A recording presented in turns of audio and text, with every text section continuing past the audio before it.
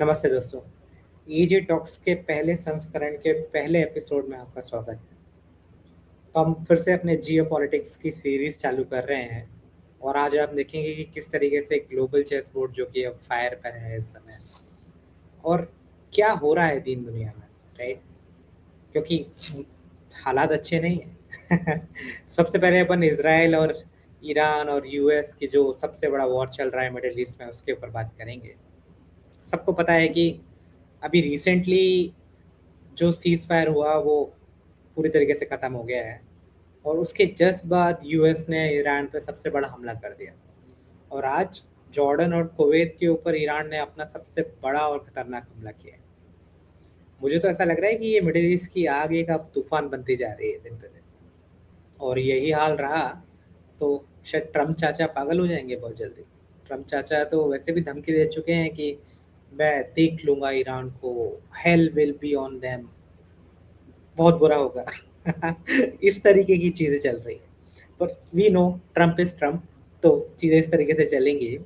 पर इतना आसान नहीं है कि ईरान ने इतनी ईजिली इतना बड़ा हमला जॉर्डन और कुवैत पे कर दिया, because they are protected by US, they have basis. पर I think Russia and China is having some say here, right? कुछ ना कुछ तो चल रहा है जो कि बैकग्राउंड में चल रहा है, जो मीडिया या तो बताना नहीं चाहता या वो इग्नोर कर रहा है या छुपा रहा है। तो कुछ तो चीज़ें हैं जो कि ज़मीन पर कुछ अलग चीज़ें हो रही हैं। कुवैत और जॉर्डन जल रहे हैं, और कुवैत पे जो हमला हुआ है ना, मैंने पहले बताया कोई आम हमला नहीं है। वहाँ का पानी, जो डिसलिनेशन प्लांट्स हैं, उसका 95% जो डिसलिनेशन आता है पानी कुवैत के अंदर और जॉर्डन के अंदर, ईरान ने उस पे हमला किया है। और इस तरीके से ऐसा लग रहा है कि वो उनके क्रिटिकल इंफ्रास्ट्रक्चर को ख़त्म करना चाहता है। और जॉर्डन में तो और भी बुरा हाल हुआ है। ऐसा लग रहा है कि अमेरिका के ऊपर डायरेक्ट अटैक हुआ है जहाँ पे 30 अमेरिकन सोल्जर्स को मारा गया है, मतलब ऐसी खबर तो है। और इतना बड़ा प्रहार ईरान के बस की तो नहीं है, खासकर तब जब वो इतना बुरी तरीके से हार रहा हो यूएस के साथ, इसराइल के साथ युद्ध करने में। तो कुछ तो है कि सैटेलाइट इमेजेस, ना तो उसके पास सैटेलाइट्स हैं ना कुछ हैं। ये कहाँ से आ रहा है सारा डेटा? इतने प्रिसाइज हिट कैसे हो पा रही है? कुछ तो गड़बड़ हो रही है ना। इसलिए आज हम उसी पे बात करेंगे। मुझे ऐसा लगता है कि कहीं ना कहीं चाइना रशिया एक, कहते हैं ना, इनविजिबल हैंड की तरह काम कर रहे हैं। वो चाहते हैं कि अपनी थोड़ी सी इंटेलिजेंस दिखाएं या ईरान को थोड़ी सी चीज़ें वो दें जो कि ईरान को चाहिए, अमेरिका को वहाँ हिट करें जहाँ उसको दर्द होता है, और यूएस उसको ट्रैक नहीं कर सकता। ट्रम्प चाचा तो वैसे भी गेट्स ऑफ हेल, पता नहीं क्या क्या ही बोल रहे हैं। और मुझे ऐसा लगता है कि अगर अगर बी टू और F-22 कुछ भी हो, राइट? आई नो वो हमला करेंगे, देयर विल बी रिटेलिएशन, और हो सकता है it could be a mother of all bomb kind of, हो सकता है आज एक बड़ा हमला हो जाए, यू नेवर नो। लेकिन आईआरजीसी के लिए मुझे लगता नहीं है कि कोई परेशानी की बात है, क्योंकि उनको तो आदत है।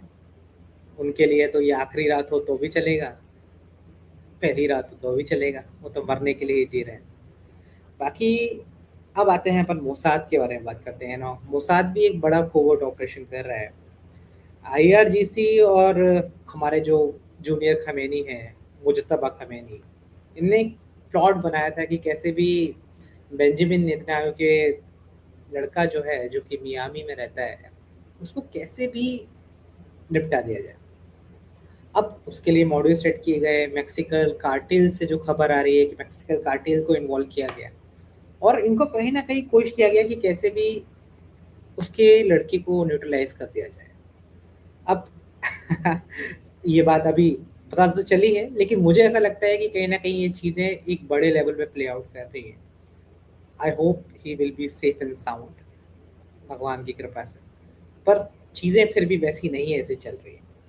ईरान कुछ बहुत बड़ा प्लान कर रहा है, और हो सकता है कि ईरान अब अपनी ज़मीन छोड़कर वहाँ हिट करेगा जहाँ यूएस को ज़्यादा दिक्कत है, चाहे वो उसके एलाइज हों, चाहे यूएस का मेन लैंड हो, या फिर ऐसे लोग हों जो कि इसराइल को सपोर्ट कर रहे हैं और वो उनको हिट करे, या पॉलिटिशियन जो इसराइल के हैं उनके फैमिली को, उनके फ्रेंड्स को, उनके लोगों को हिट करे, कुछ भी हो सकता है।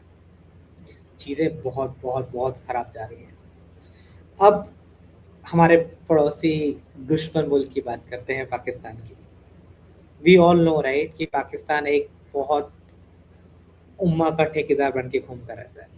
कहते हैं ना, उम्मा का चुम्मा लेने के लिए हर जगह घूमना ही होता है उसको। पर चीज़ें वैसी नहीं चल रही है पाकिस्तान के जैसे चलनी चाहिए। अब सुना है पाकिस्तान में भूकंप आया है। इमरान खान जो कि हमारे उनके पाकिस्तान के जो पूर्व प्रधानमंत्री हैं, जिनको पकड़ के जेल में डाल दिया बेचारे की अपेक्षा सुनने में आया, एक आँख भी नहीं है, उनकी बहन ने एक बहुत बड़ा बयान दिया है। उससे मिस्टर जो पिंडी में बैठे हुए जो जनरल्स हैं उनकी नींद उड़ गई। वो कह रहे हैं कि इंडिया तो चाहता तो पाकिस्तान को 2025 में ही निपटा देता। मतलब ऑपरेशन सिंदूर शायद से पाकिस्तान का लास्ट कोई ऑपरेशन होता जो पाकिस्तान देखता है और उसके बाद पाकिस्तान टुकड़ों में बट जाता पूरी तरीके से। पर किसी तरीके से पाकिस्तान, उसने जो अमेरिका से सांठगांठ करी और उस तरीके से वो बच गया। तो कह रहे हैं कि इसकी खुफिया डील जो उन्हें पाकिस्तान ने अमेरिका के साथ की है, उसकी वजह से वो बच पाया है। अब इसी खुफिया डील का जो एक हिस्सा है वो सबसे इम्पोर्टेंट है, जो कि पाकिस्तान सबसे छुपा रहा है, वो है अब्राहम अकॉर्ड्स। हम सब जानते हैं कि पाकिस्तान का जो वीज़ा है उस पे साफ-साफ लिखा हुआ है कि ये इज़राइल के लिए नहीं है, इज़राइल के लिए वैलिड नहीं है। और पाकिस्तान खुद ही इज़राइल को एक तरीके से रिकॉग्निशन देने वाला है।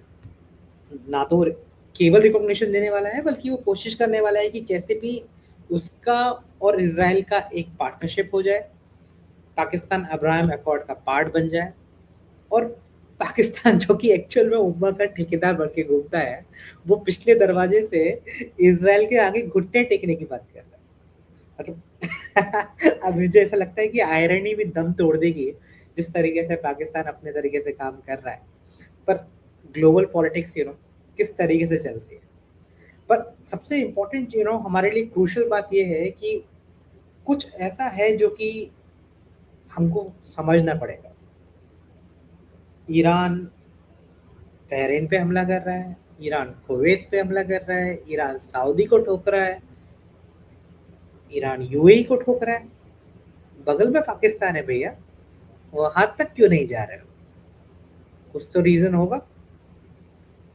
क्या कोई ऐसी चीज है पाकिस्तान के पास जो ईरान उसके ऊपर हमला करने से डर रहा है?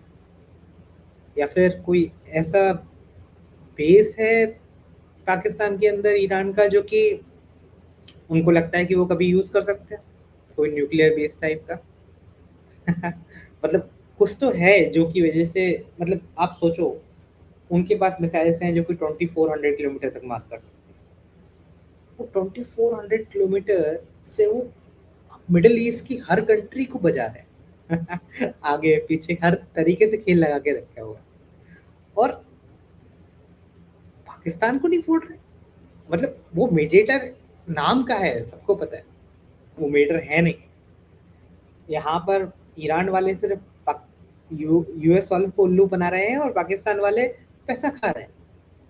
पर कुछ तो नस है जो दबा रखी है पाकिस्तान एयरलाइन की। और मुझे ऐसा लगता है कि कुछ ऐसी प्रॉक्सीज हैं जो कि काम कर रही हैं। और ये थोड़ी सी खतरनाक बात इंडिया के लिए भी है, क्योंकि सोचो, अगर पाकिस्तान पे हमला नहीं हो रहा तो क्या इंडिया भी तो उसकी रेंज में है? कल वो स्टेट ऑफ हॉर्मस पे हमला करके हमारे शिप्स डुबा सकता है। क्या वो हम पे हमला नहीं कर सकता? वो हम पे भी हमला कर सकता है, वो हमें भी टारगेट कर सकता है। तो एक चीज़ तो है कि कुछ बात है जो अभी पूरी तरीके से खुली नहीं है।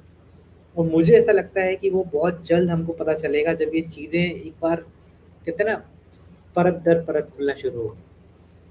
पर मुझे ऐसा लगता है कि हम भी तैयार हैं। ऐसा नहीं है कि भारत बस शांति से बैठा है और सोच रहा है कि ठीक है, हमला होगा तो देखेंगे।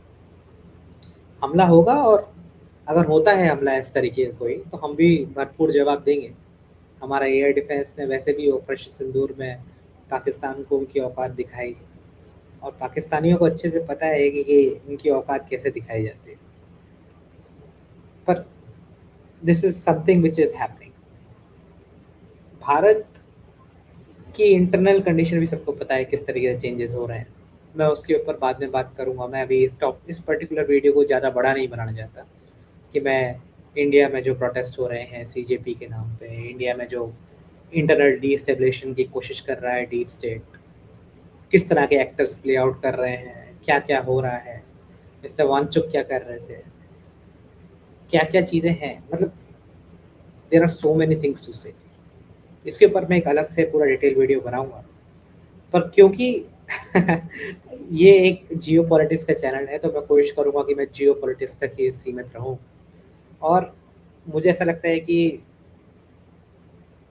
पिछले 5 साल पहले मैंने वीडियो बनाना शुरू किए थे और अब मैं दोबारा शुरू कर रहा हूँ। तो कहीं न कहीं it's going to be a long ride. देखते हैं, अगर वो टॉपिक पे भी टाइम मिला तो उसको भी पकड़ेंगे। बाकी आज के लिए मुझे लगता है इतना ही। फिर मैं बहुत जल्दी लेके आऊँगा एक एपिसोड 2। ये एपिसोड आपको कैसा लगा मुझे ज़रूर बताइएगा। क्या इम्प्रूवमेंट कर सकता हूँ मुझे वो भी बताइएगा। लाइक कर सकते हैं तो वो भी करिए, सब्सक्राइब कर सकते हैं तो प्लीज़ करिए। मैंने अभी अपना चैनल रीस्टार्ट किया है तो अभी बहुत कम सब्सक्राइबर्स हैं, तो मुझे उसकी चिंता नहीं है, क्योंकि मुझे लगता है कि अगर मेरा कंटेंट अच्छा होगा तो लोग मुझे सुनेंगे। बाकी सब देखते हैं। Thank you, good night.